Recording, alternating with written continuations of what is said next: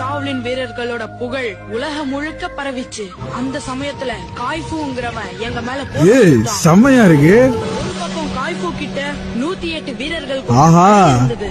இன்னொரு பக்கம் சைனாவை சேர்ந்த 5 மாவீரர்கள் இருந்தாங்க. இதுக்கப்புறம் தான் காய்ஃபோட உண்மையான குணம் என்னன்னு தெரிஞ்சது. அவன் ஷாவ்லின் டெம்பிளுக்கு ஒரு எச்சரிக்கை விடுத்தான்.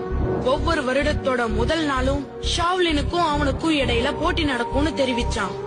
அந்த அறிவிப்பு படி கடந்த 9 வருடங்களா போட்டி நடந்துகிட்டு இருக்கு. ஒவ்வொரு தடவையும் எங்க வீரர்கள் தோத்துக்கிட்டு தான் இருக்காங்க. சைனாவுல இருக்கிற எல்லா வீரர்களுக்கும் பயிற்சி கொடுத்து பாத்துட்டோம். ஆனா காய்ஃபுவ ஜெயிக்கிற பலம் யார்கிட்டயும் இருக்கிற மாதிரி தெரியல.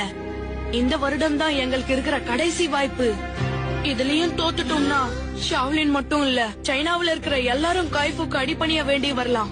ரொம்ப இக்கட்டான சூழ்நிலையா இருக்கு. இதுல நான் என்ன உதவி செய்யணும்? ஷாவ்லின் ரக்ஷகன் இந்தியாவுல இருக்கிறதா தெரிஞ்சது. இது இல்லாம பல அறிவிப்புகள் படியும் பீம் தான் அந்த ரக்ஷகன் தெரிஞ்சுக்கிட்டேன். பீம ஷாவ்லின் டெம்பிளுக்கு கூட்டிட்டு எனக்கு உங்களோட அனுமதி தேவை அரசே.